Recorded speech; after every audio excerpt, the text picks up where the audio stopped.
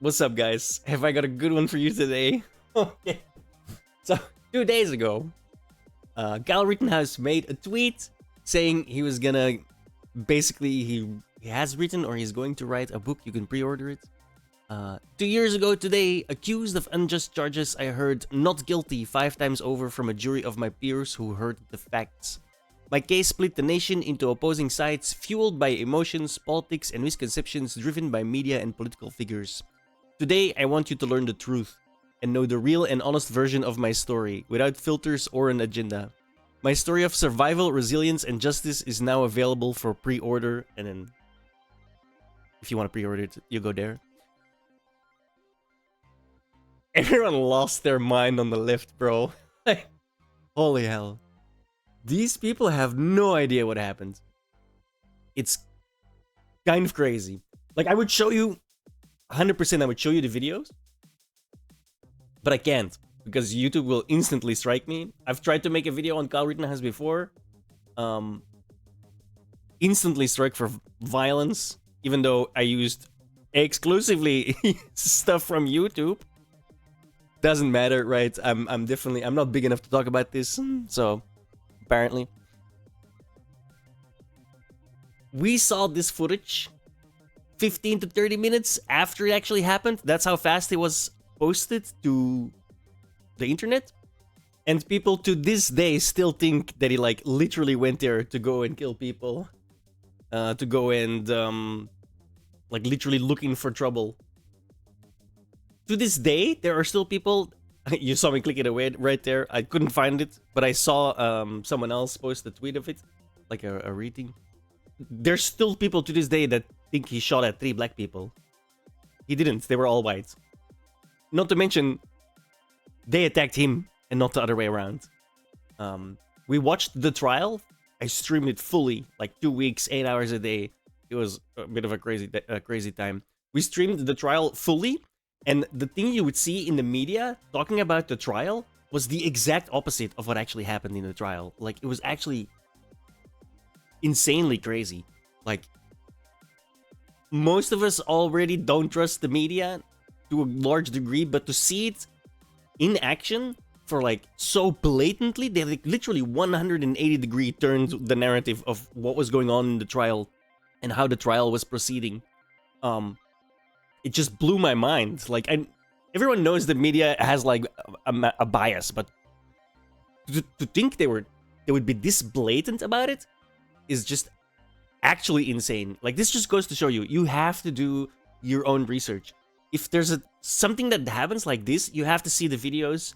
You have to watch the trial to a large degree to know anything about what's going on. Because if you listen to the news and if you get your news from mainstream media, you're just not going to know, because they just won't tell you what happened. They'll laser focus in on one little thing that makes their side look good, and they'll be like, just blow that out of proportion, ignore everything else. That doesn't make us look good. In fact, it shows the exact opposite. So we're just not even gonna show you that stuff. So you have to do your own research on this, guys. Like, I highly recommend you can find the trial. If you haven't seen it, I highly recommend going to watch it, because it's a very, very depressing look at the state of the justice system in the United States of America. Like, holy hell, what a mockery that was. That was a political witch hunt, 100%. And if you watch the trial, if you come to a different conclusion, I don't know what to say to that, honestly. Like, it was so blatant.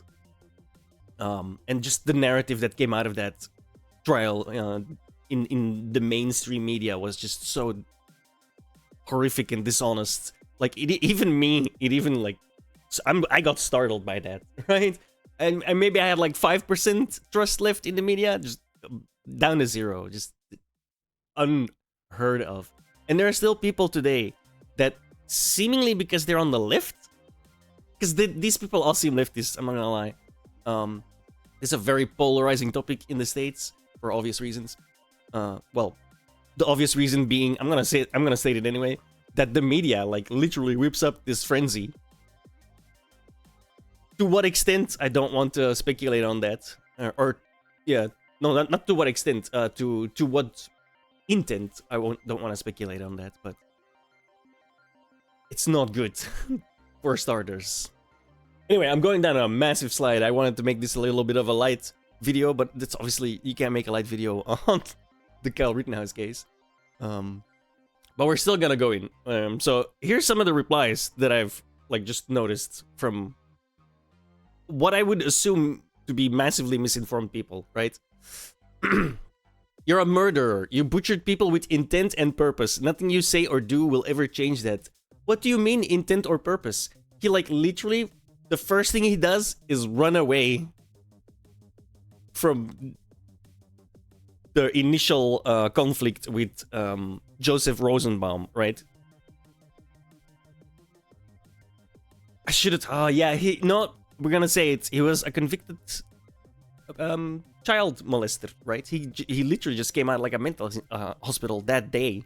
The bag that he throws is the bag that he left with the mental hospital from. Like, what the hell? Or the hospital. I don't think you guys have mental hospitals in the United States. I don't want to like. He came from a mental ward, whatever.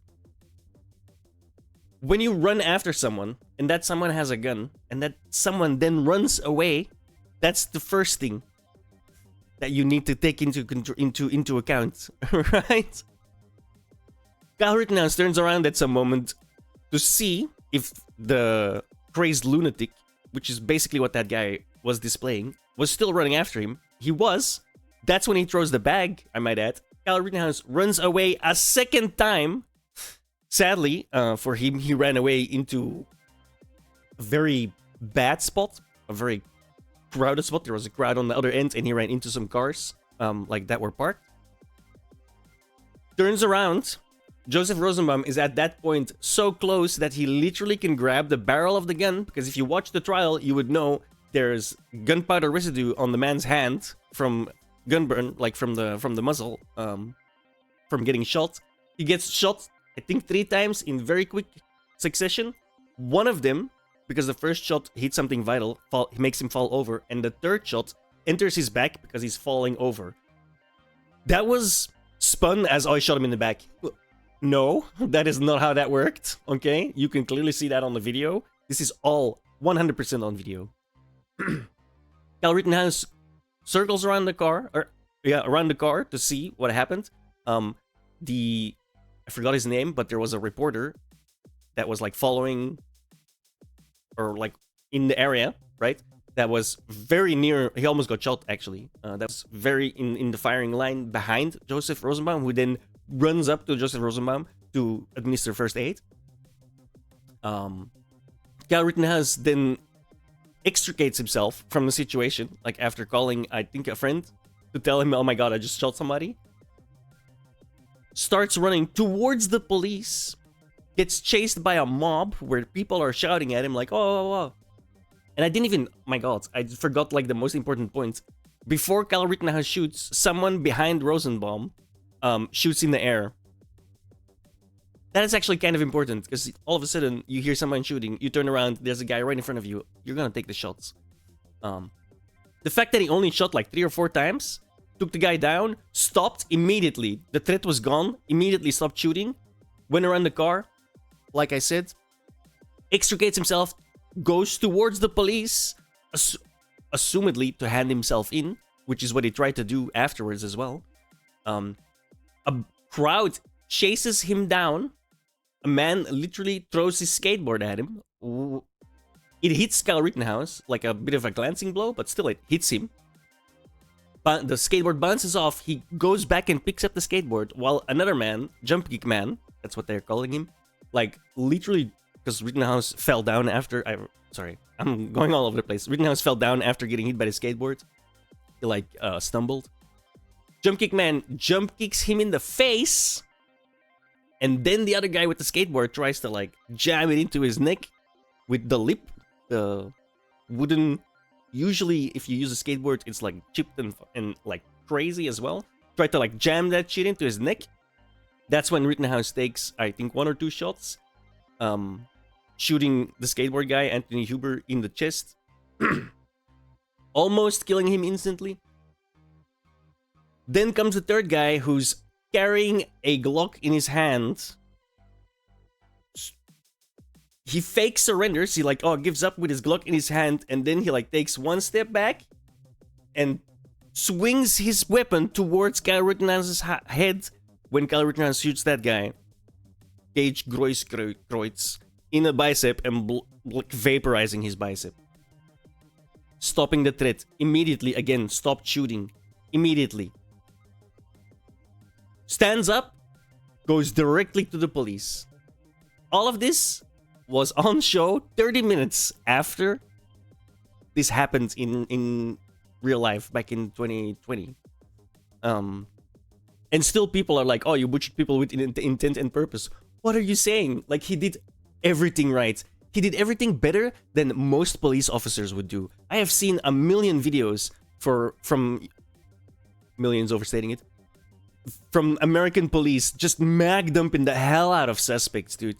This guy took the exact amount of shots it needed to stop the threat. Immediately started extricating himself. Again, took the exact amount of shots needed to stop the threat. No bystanders, no nothing. Immediately extricated himself and went directly to the police. And then the police told him to fuck off. Like, essentially. All of this is on video. And this guy still says this. You know these people haven't done their research. They did not look at the videos. They did not look at the trials. You cannot, in good conscience, tell me that you truly believe this after seeing all of that. Here's another one. He sought the confrontation. That's false. He drove for a long time to get there. That's false. The protesters that he shot drove for longer. Well, I shouldn't say protesters because they weren't protesters. They were like... They were assaulting him, essentially. He had every full right to defend himself. 100%. He pulled the trigger and killed people. This is the only thing that's accurate. Because it doesn't say murder. There's a lot of people that say murder. Like, no, he didn't murder. He was cleared of that. Oh, no, never mind. Sorry, I'm an idiot. So yeah, it's still accurate. He pulled the trigger and killed people. That is accurate. He killed 2 people and wounded 1, but kept himself alive. Not a murderer. He was not guilty on all counts. That makes him not a murderer. It still makes him a killer. He did kill. But that is a whole different story than murderer. These words are not synonymous. Here's another one. This post is a murderer trying to sell a book justifying his killing spree. What? Tell me you didn't watch the videos. Tell me you didn't watch the trial. But somehow, you still have a very, very big and open opinion about it. Like, do these people not feel shame? Like, do you not feel embarrassed to know this little and still talk with such vigor and ego? Like, you need to sit down and shut up because you clearly don't know jack. Go do the research and then come back. And then I want to highlight this one. Actually, we're gonna wait with this. Boom. This is what Mark Ruffalo said right after, not right after, when the trial was going on. We come together to mourn the lives lost to the same racist system that devalues black lives and devalues the lives of Anthony and Jojo. This man, Jojo, he so affectionately, this tweet is still up, by the way. He so affectionately calls him, is literally a convicted child molester. Why do you have a pet name for a convicted child molester? That is really fucking creepy in so many ways. Like, Hollywood is a swamp, bro. Like, disgusting people ooze there. They don't even live there, they ooze there. Like, this is so low. This really, really bugs me because this is just... No, dude. No. It's another example, right, of a person that says really stupid shit without knowing anything about the situation. However, this guy has millions of followers. This guy is like, for some reason, because he's just some dumbass actor, right? So who gives a fuck what they have to say? But for some reason, a lot of people give a fuck what he has to say. And then to be this moronically ignorant about the situation and like have a pet name for a child molester is just... Oh, it's beyond belief. Okay, now I'm going to the other one because that's actually, I want to highlight it because it's a good one. So I wanted to get this one out of the way first because I knew it was gonna piss me off. So, boom. Some random guy, I don't know who this guy is, it doesn't really matter, right? Honestly, like a lot of things increasingly, I had a bunch of angry friends ranting and rambling about the topic, and I just checked out all the available information on the case. Imagine my shock when I saw that pretty much the entirety of the mainstream narrative was manufactured, and Kyle was turned into an example and a scapegoat by the left. It was one of the first times I really understood that the media not just exaggerates, but actively conspires to lie without any sense of morality. Me too, brother. Like, this, everybody knows this, right? Everybody knows the media likes to exaggerate and, like, focus on things that, like, sell, you know? Because it's a business. But this, that actively conspires to lie, that is a big one. And for me, I had the same exact reaction. So I'm actually like, this is like the only tweet I found that had like, that wasn't just like, oh, the left, oh, the right, you know? Like, you could, it's still like such a polarizing issue. And I implore everyone, just go and do a little bit of research on it. Like, for real. If you really think he was a murderer and he went there with intent, do the slightest bit of research. Don't just watch the cut up clips. Watch the full context videos and watch some of the... I know nobody's gonna do that, because who the hell has time for that? I get that. But at least don't have such an insanely strong opinion on it when you don't know anything about what you're saying. It makes you look really dumb. That's all. I don't know. I honestly don't know how you can still be like, oh, Kyle Rittenhouse is a murderer. Blah, blah, blah. Like, you just eat the narrative and then parrot it, and you don't know anything about anything. It's so sad, guys. We gotta stop doing that. We gotta work on this. For real, because this is why we can't have nice things. This is why we're starting to live in shitholes. Like, it's not fun. It's not fun. Like, I wanted to be this, I wanted to make this video a bit lighthearted, but how can you make this lighthearted, right? This is like poisoning our society, man. Like, this polarization, the tribalism, like, oh, I don't want to know anything about this thing. I'm just gonna make up my mind according to what my ideology believes, and that's it. That we're not gonna live in a good world this way, guys. Like, we really aren't. Like, we gotta get over this. We gotta get over the tribalism, and we gotta get over it fast. Because we're going down the drain. That's a really depressing note to end it on. Damn. Holy hell. Like and subscribe? I tried, guys. Yo, thank you so much for watching. I'm live on Twitch every day, 8 p.m. to midnight at least. Usually a hell of a lot before that and a hell of a lot later. But, you know, twitch.tv/Barrage. Come check out. We'll play a bunch of cerebral games and a bunch of games that an idiot like me can also play. So, thank you all so much. Peace the fuck out.